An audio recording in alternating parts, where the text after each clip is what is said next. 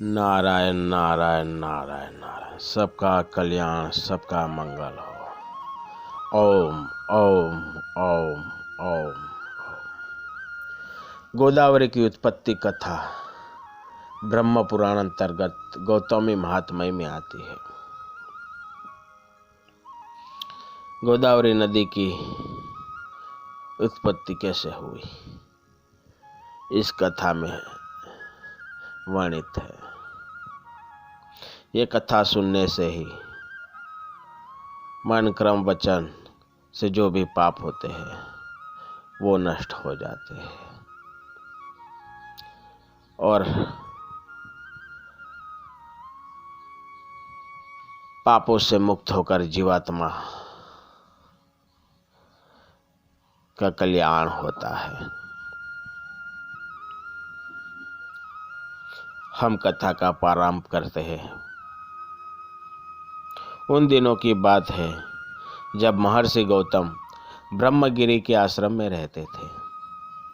अनावृष्टि के कारण घोर अकाल पड़ा था। अन्न के बिना चारों ओर हाहाकार मच गया। उस समय मुनिवर श्री वशिष्ठ जी कुछ मुनियों के साथ गौतम के आश्रम पर पहुंचे। महर्षि गौतम ने उनका सादर अभिनंदन किया और अन्न देकर उनके प्राणों की रक्षा की। वे प्रतिदिन प्रातःकाल अन्न के बीज मैदान में बो देते हैं। बीज उनके तप के प्रभाव से संध्या के पूर्व ही बढ़कर फल दे देते। अन्न एकत्रित कर लिया जाता, वहीं ऋषियों के आहार के काम आता। 12 वर्ष के बाद पुनः वृष्टि हुई। तृप्त वसुंधरा शीतल हो गई। सर्वत्र हरियाली दिखने लगी। उस समय कैलाश पर्वत पर महासती श्री पार्वती ने श्री शंकर जी से कहा, आप गंगा जी को सिर पर और मुझे अपने अंग में रखकर मेरा अपमान करते हैं। परंतु श्री शंकर जी ने उनकी बात पर कोई ध्यान नहीं दिया।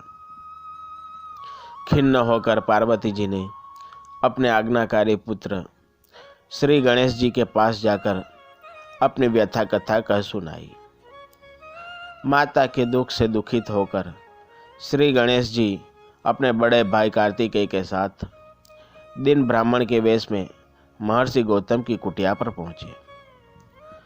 वहां पर उन्होंने ऋषियों से कहा, ऋषियों, दुर्भिक्ष समाप्त हो गया।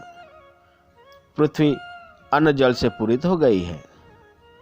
अब आप लोगों का इस आश्रम पर अधिक समय तक ठहरना उचित नहीं है।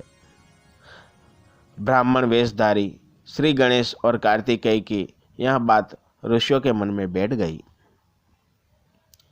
वे चलने के लिए तैयार हो गए। उस समय महर्षि गौतम ने कहा, दुष्काल के समय अन्न देकर मैंने आप लोगों के प्राणों की रक्षा की है। अब मेरी इच्छा के विपरीत आप लोगों का जाना उचित नहीं है। यहाँ कुछ समय तक और रहने के लिए मैं आप लोगों से अनुरोध करता हूँ। गौतम की बात सुनकर ऋषियों ने अपने जाने का विचार छोड़ दिया। तब श्री गणेश जी ने कार्तिकेय जी से कहा, आप गौतम ऋषि के खेत में गाय का रूप धारण करके चले जाए। ऋषि की दृष्टि पड़ते ही आप गिर पड़े, जैसे मृत्यु हो गई हो।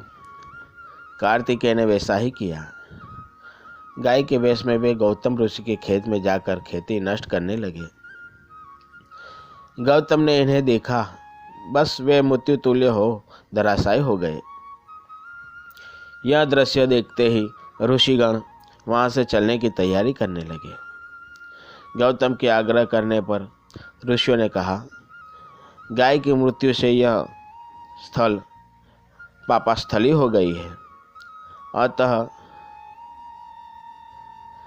नृपश्रेष्ठ भगीरथ की भांति यदि आप श्री गंगा जी को यहाँ लाकर गाय को जीवित और इस स्थान को पवित्र करें तो हम लोग यहाँ रह सकते हैं।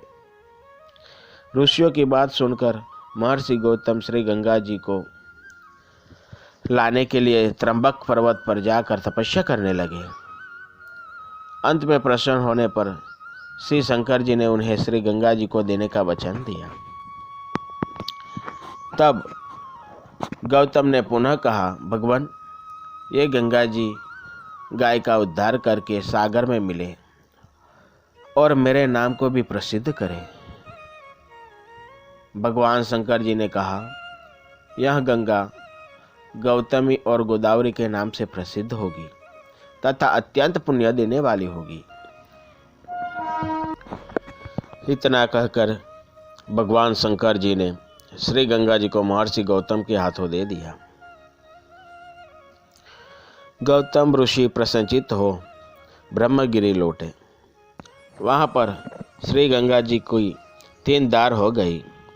एक धार मृत गौ को जीवित कर दक्षिण की ओर सागर में मिल गई, दूसरी धार पृथ्वी को वेद कर पाताल में और तीसरी आकाश मार्ग से स्वर्ग को चली गई। दक्षिण सागर में मिलने वाली पुण्योतोया गंगा गोदावरी और गौतमी के नाम से प्रसिद्ध है।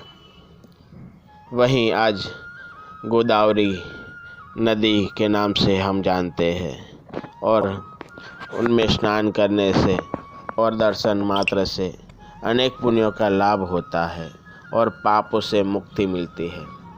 यह है गोदावरी नदी की उत्पत्ति कथा। नारायण नारायण नारायण नारायण।